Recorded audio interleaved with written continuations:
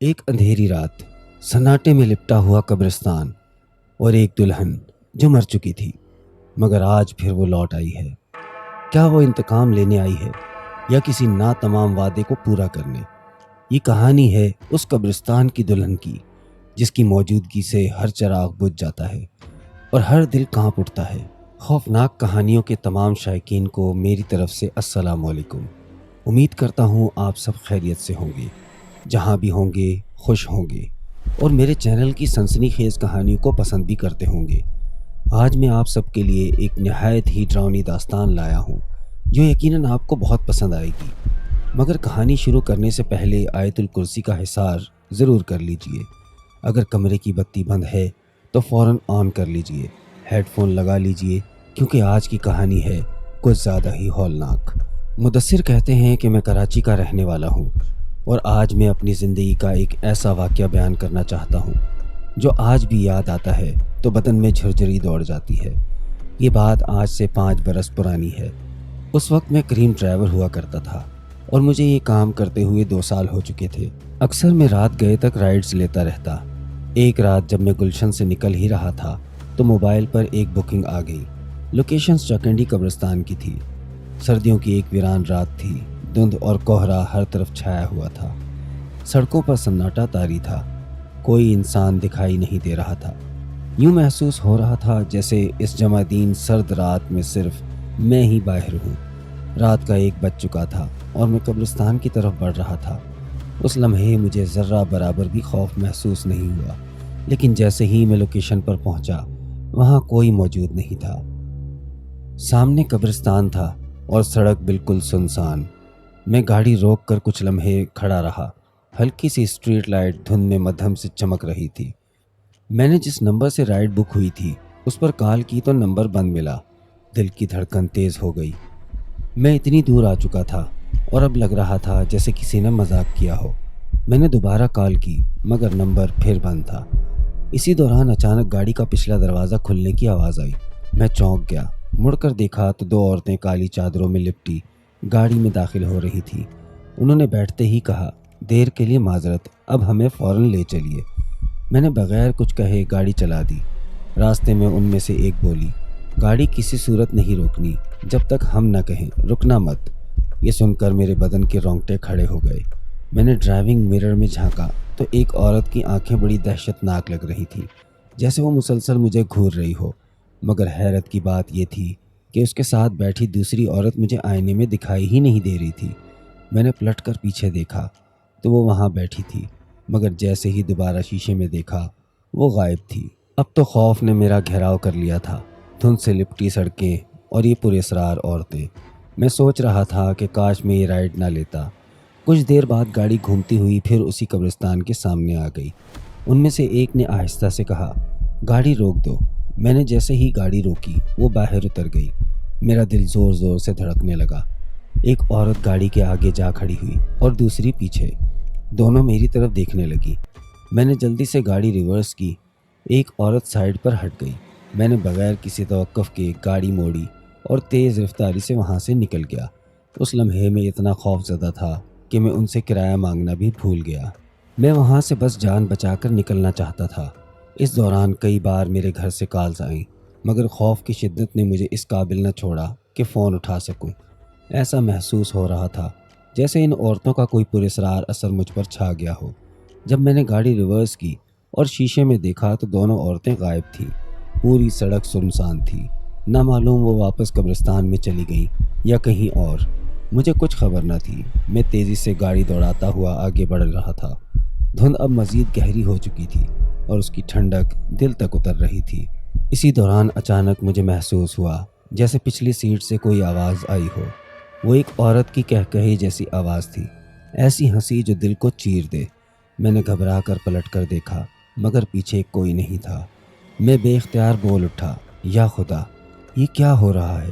یہ آواز بار بار کیوں آ رہی ہے؟ ابھی میں یہ سوچ ہی رہا تھا کہ اسی نمبر سے جس نے وہ رائڈ بک کی ہوئی تھی دوبارہ ایک اور بکنگ کی درخواست موصول ہوئی۔ میں نے فوراً انکار کر دیا مگر کالز بار بار آنے لگی۔ میرے دل کی دھڑکن قابو سے باہر تھی۔ جب میرے ذاتی موبائل پر بھی اسی نمبر سے کال آئی تو خوف نے مجھے بری طرح سے جکڑ لیا۔ فون مسلسل بج رہا تھا۔ میں نے ہڑبڑا کر موبائل بند کر دیا۔ میرا گھر ابھی خاصا دور تھا۔ میں نے جیسے ہی ریئر ویو مرر میں جھانکا، میری نگاہ پیچھے جمی رہ گئی۔ پچھلی سیٹ پر ایک سایہ بیٹھا نظر آیا۔ وہ سایہ لباس میں تھی مگر برقع نہیں پہنا ہوا تھا۔ اس کا چہرہ دھندلا سا دکھائی دے رہا تھا۔ میرے لب کانپنے لگے۔ میں نے بلند آواز میں آیت الکرسی پڑھنا شروع کر دی۔ جیسے ہی تلاوت شروع کی، وہ وجود آن کی آن میں غائب ہو گیا۔ میں تیزی سے گھر پہنچا تو میری حالت ناقابل بیان تھی۔ لگتا تھا جیسے دل کی دھڑکن رک جائے گی۔ ابھی میں گھر کے دروازے تک بھی نہیں پہنچا تھا کہ پھر احساس ہوا پچھلی سیٹ پر کوئی ہے۔ میں نے فوراً گاڑی وہیں روک دی اور چیختا ہوا گھر کی طرف بھاگا۔ دروازے پر زور زور سے دستک دی۔ والد صاحب نے دروازہ کھولا۔ انہیں دیکھتے ہی میرا حوصلہ ٹوٹ گیا۔ میں ان کے قدموں میں گر کر بے ہوش ہو گیا۔ گاڑی باہر گلی کے کونے پر کھڑی تھی۔ ابا گھبرا گئے۔ سمجھ نہیں آ رہی تھی کہ میرے ساتھ کیا ہوا۔ انہوں نے فوراً میرے بھائی کو آواز دی۔ بھائی دوڑتا ہوا آیا، گاڑی گھر کے اندر لایا اور پارک کر دی۔ جب اس نے گاڑی کی پچھلی سیٹ دیکھی تو وہاں کچھ ٹوٹی چوڑیاں، گجرے اور پھول بکھرے پڑے تھے اور گاڑی کے اندر چمیلی کی خوشبو پھیلی ہوئی تھی۔ اس وقت میں اب بھی بے ہوش تھا۔ سب میرے ارد گرد جمع تھے۔ میرے چہرے پر پانی کے چھینٹے مارے گئے مگر ہوش نہیں آ رہا تھا۔ امی سخت خوفزدہ تھیں کہ آخر یہ ماجرا کیا ہے۔ اچانک گیراج میں کھڑی گاڑی کا ہارن بجنے لگا۔ گاڑی بند تھی۔ چابی میرے کمرے کی ٹیبل پر رکھی تھی مگر ہارن کی آواز مسلسل آ رہی تھی۔ امی اور ابا بدحواس ہو گئے۔ وہ دوڑتے ہوئے باہر نکلے تو دیکھا گاڑی واقعی بند تھی مگر پچھلی سیٹ پر کوئی سایہ نظر نہیں آ رہا تھا۔ کار پورچ کی بتی جل رہی تھی جس کی مدھم روشنی گاڑی کے اندر پڑ رہی تھی۔ ابا نے ڈرتے ہوئے کہا، کون ہے گاڑی میں؟ جب وہ قریب گئے اور شیشے سے اندر جھانکا تو گاڑی بالکل خالی تھی۔ وہ دونوں فوراً واپس گھر میں آئے اور دروازہ بند کر لیا۔ جیسے ہی وہ اندر آئے مجھے ہوش آ گیا۔ میں گھبرائے ہوئے انداز میں ان کی طرف دیکھنے لگا۔ میں نے رو رو کر سارا واقعہ بیان کیا۔ بتایا کہ جب میں گلی کے کونے پر پہنچا تو وہ عورت دوبارہ گاڑی میں نمودار ہوئی۔ اس بار اس کا چہرہ میرے بالکل قریب تھا، جیسے میرے چہرے سے ٹکرا جائے گا۔ میں یہ منظر برداشت نہیں کر سکا۔ امی، ابا، مجھے بہت خوف محسوس ہو رہا تھا اور سنیں میرے پرسنل موبائل پر بھی اسی نمبر سے کال آئی تھی۔ امی نے تسلی دیتے ہوئے کہا، بیٹا تمہیں وہم ہو گیا تھا، تم بہت خوفزدہ ہو گئے تھے، وہ کالز تو ہم ہی کر رہے تھے، لیکن جب موبائل آن کیا گیا اور کال لاگ چیک کی گئی تو وہاں اس نمبر کا کوئی سراغ نہیں تھا۔ مجھے سخت بخار ہو گیا، 2 دن تک شدید بخار رہا، گھر سے نکل نہیں سکا۔ تیسرے دن حالت کچھ بہتر ہوئی تو میں نے ایک نئی بکنگ قبول کی۔ اس وقت شام کے 5 بج رہے تھے۔ میں ایک شاپنگ مال کے باہر گاڑی کھڑی کر کے کھڑا تھا کہ اچانک ایک عورت ہاتھوں میں کچھ شاپنگ بیگز لیے میری طرف آتی دکھائی دی۔ وہ گاڑی کے قریب آ کر دروازہ کھول کر بیٹھ گئی اور بولی، مجھے ایک اور مال جانا ہے۔ میں نے گاڑی سٹارٹ کی اور اسے اگلے مال کی طرف لے گیا۔ وہ اندر چلی گئی۔ میں گاڑی میں انتظار کرتا رہا۔ تقریباً 1.5 گھنٹہ گزر گیا۔ میں نے اسے کال کی تو اس نے کہا، تم جتنا بھی کرایہ بنے گا میں ادا کر دوں گی، جانا مت۔ اس کی آواز کچھ جانی پہچانی سی لگی۔ میرا دل زور زور سے دھڑکنے لگا کیونکہ یہ آواز بالکل اس عورت جیسی تھی جسے میں کچھ دن پہلے کرنگی قبرستان سے لے کر گیا تھا۔ پہلے جب میں نے اس نمبر پر کال کی تھی تو آواز مختلف تھی مگر اب وہ بالکل ویسی تھی جیسی اس قبرستان والی عورت کی۔ دل میں خوف کی ایک اور لہر دوڑ گئی۔ میں نے فوراً گاڑی سٹارٹ کی اور وہاں سے نکلنے لگا۔ اب رات کے 8 بج چکے تھے۔ میں تیزی سے سڑکوں پر گاڑی دوڑا رہا تھا کہ اچانک ایک جگہ ٹریفک جام تھا۔ میں وہاں سے نہیں نکل سکتا تھا، اس لیے میں نے گاڑی کا رخ کارساز کی طرف کر لیا۔ مجھے یاد آیا کہ کارساز روڈ کے بارے میں لوگ کہتے ہیں کہ وہ بھی آسیب زدہ ہے، وہاں اکثر عجیب واقعات ہوتے ہیں، لیکن اس وقت میرے پاس دوسرا راستہ نہیں تھا۔ میں وہی راستہ اختیار کر کے آگے بڑھنے لگا۔ جب میں کارساز روڈ کے اندھیرے حصے میں پہنچا تو اچانک گاڑی بند ہو گئی۔ چلتی گاڑی کا یوں رک جانا میرے ہوش اڑا گیا۔ میں نے بارہا سٹارٹ کرنے کی کوشش کی مگر گاڑی سٹارٹ نہ ہوئی۔ میں گھبرا کر باہر نکلا اور گاڑی کا بونٹ کھولا۔ انجن بالکل ٹھیک تھا، کوئی خرابی نہیں تھی۔ میں نے بونٹ بند کیا اور جیسے ہی پلٹا میری نظریں گاڑی کی پچھلی سیٹ پر پڑی۔ وہاں کوئی بیٹھا ہوا تھا۔ فرق صرف اتنا تھا کہ اس بار وہ عورت سرخ لباس میں تھی۔ گاڑی کے اندر کی بتی جل رہی تھی اور اس روشنی میں وہ صاف دکھائی دے رہی تھی۔ وہ کسی دلہن کی طرح تیار تھی، سر پر گھونگھٹ ڈالے بیٹھی تھی۔ میرا دل کانپنے لگا۔ میں چیخ کر بولا، کون ہو تم؟ میری گاڑی میں کیسے آ گئی؟ اترو فوراً۔ میں نے غصے میں آ کر پچھلا دروازہ کھولا تاکہ وہ نکل جائے، مگر جیسے ہی دروازہ کھولا وہ عورت عجیب انداز میں زور زور سے سیٹ پر ہاتھ مارنے لگی۔